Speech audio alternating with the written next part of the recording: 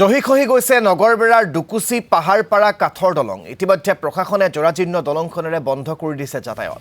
খৰালি সময়ছোৱাত জলজলি নদী শুকাই যোৱাত মাহৰ সাকুৰে শেষ ভৰসা এতিয়া অঞ্চলবাসীৰ।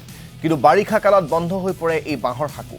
প্ৰায় 20খন গাঁৱৰ স্কুল কলেজৰ ছাত্ৰ ছাত্ৰীৰ লগতে অঞ্চলবাসীয়ে বিপদজনকভাৱে টুলুঙা নাৱকে ভৰসা কৰিবলগীয়া হয়।